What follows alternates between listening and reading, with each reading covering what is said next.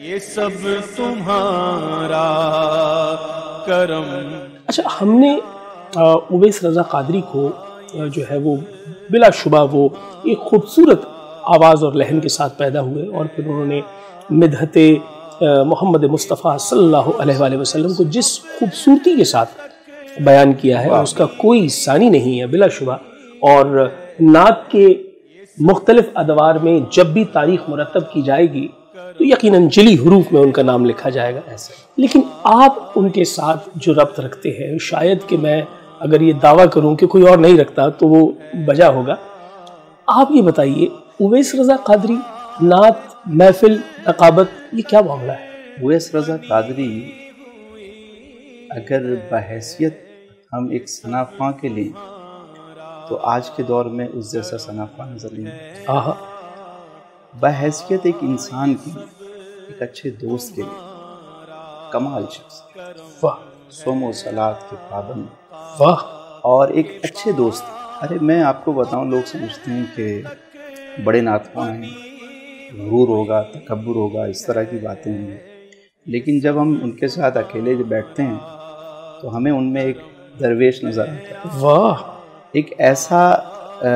ایک ایسا صوفی نظر آتا ہے. کیا بات! کہ جو وہ ایسی باتیں کرتے ہیں کہ دل نہیں چاہتا اٹھنے. واہ! اور جہاں تک محافل کی بات ہے، یہاں ایک دفعہ اورنگی ٹاؤن میں ایک عبدالشکور نام کا ایک بندہ تھا. مجھے ایک دن فون آیا کہ مجھے چلنا ہے.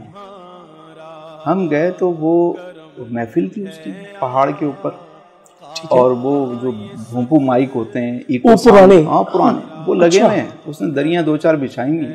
جبکہ قطع کلامی معاف، اویس رضا قادری صاحب کا جو پروفیشنلی قد ہے، اس کے اعتبار سے تو ان کے لیے انتظام و انتظام کی ایک پوری کیفیت ہوتی ہے. اچھا آغا صاحب، وہاں پہ جا کر میں جب وہاں پہنچا تو مجھے لگا کہ شاید یہ یہاں نہیں پڑھیں گے، یا اس طرح کے ماحول سے انہوں نے 1.5 سے 2 گھنٹے بیٹھ کر وہاں پڑھا. اور کیا کیفیت والے کلام. اور آخر میں وہ چھولے والے چاول پکے ہوئے تھے، بڑے مزے سے ہم نے سب نے کھائے. کیا بات، کیا بات! یعنی فقیری وصف ہے ان میں. واہ واہ واہ! وہ دیکھنے والوں کو نظر آتی ہے فقیری. کیا بات، کیا بات! میں تو ان سے بہت کچھ سیکھا ہے، اور روحانی غذا جو ہے نا مجھے ان سے ملتی ہے، یہ فیض ہے. میں نے سفر بھی کیا ان کے ساتھ، نہ صرف نیشنل بلکہ انٹرنیشنل بھی میں ان کے ساتھ مجھے سعادت ملی.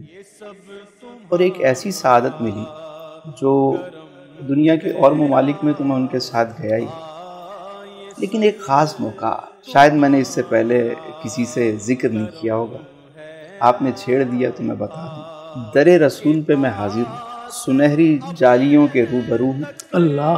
عید کا دن ہے. اللہ! اور ہم سلام عرض کرنے گئے.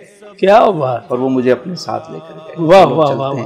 آج عیدی لیتے ہیں. واہ واہ! اور جب عیدی لے کر نکلے تو کیا کیفیت تھی. اللہ اللہ! اشک تو اپنی جگہ تھے اور ایک مستی بھی تھی. کیا بات، کیا بات! تو میں یہ بھی سوچتا تھا اکثر کہ میں دیکھتا تھا کہ ان سے ملنے لوگ آتے ہیں اور اپنی اپنی حیثیت کے مطابق اظہار محبت بھی کرتے ہیں، کوئی تحائف کا بھی تبادلہ کرتے ہیں لوگ.